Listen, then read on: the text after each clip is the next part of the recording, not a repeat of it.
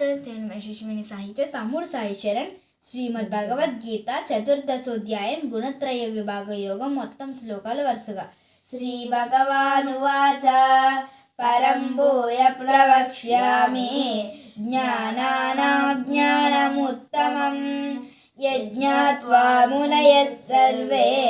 పరాం సిద్ధిమితో గతాః ఇదం జ్ఞానముపాశ్రిత్య మమ సాధర్మ్యమాగతాః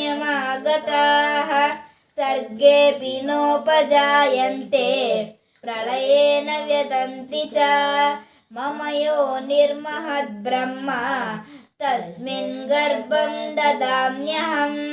सम्भवः सर्वभूतानां ततो भवति भारत सर्वयोनिषु कौन्तेय मूर्तयः सम्भवन्ति याः तासां ब्रह्म महद्योनिः अहं बीजप्रदपिताः सत्त्वं रजस्तम इति गुणा प्रकृतिसम्भवाः निबध्नन्ति महाबाहो देहे देहिनमव्ययम् तत्र सत्त्वं निर्मलत्वात् प्रकाशकमनामयन्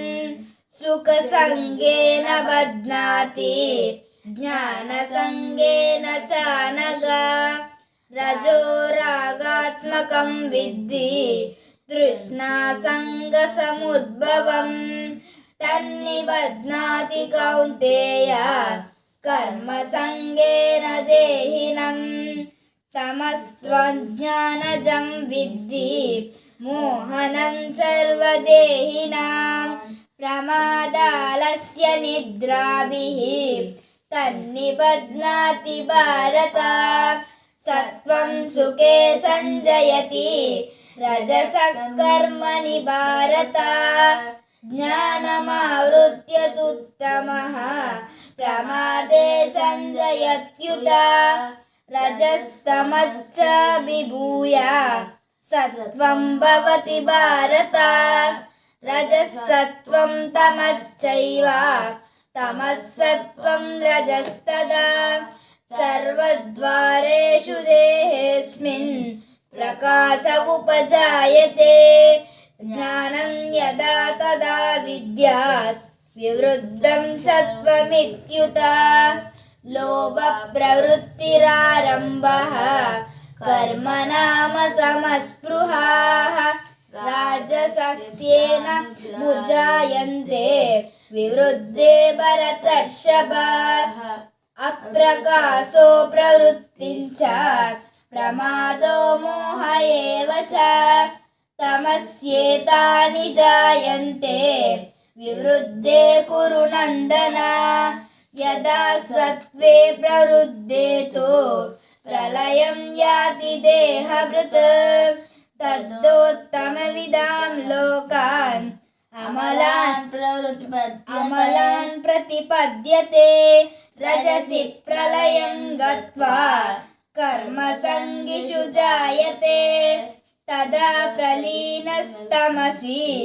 मूढयोनिषु जायते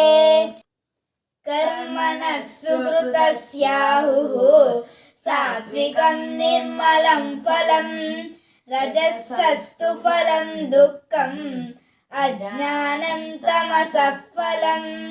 सत्त्वात् संजायते ज्ञानं रजसो लोभ एव च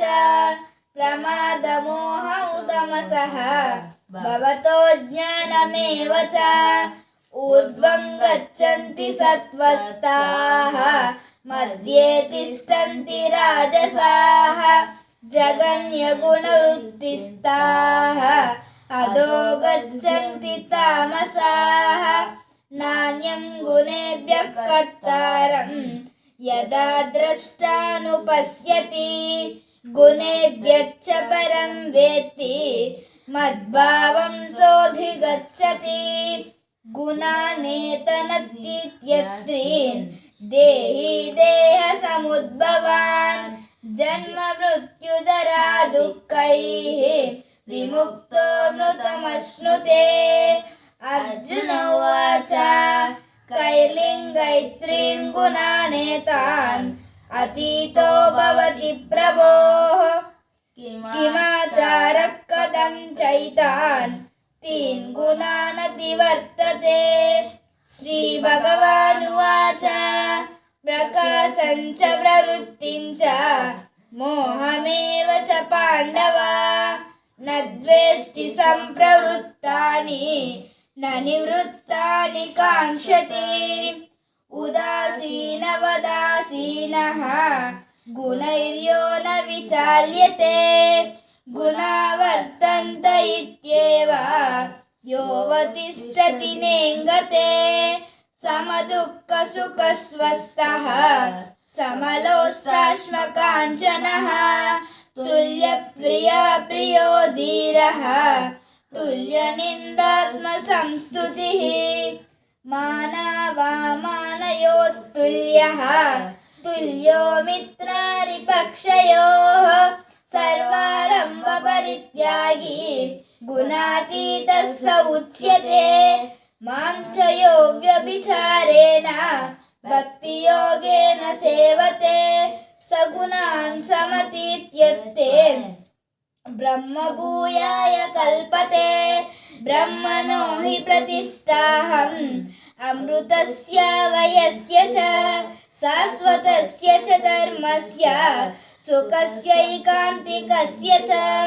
ॐ तत्सत् इति श्रीमद्भगवद्गीतासु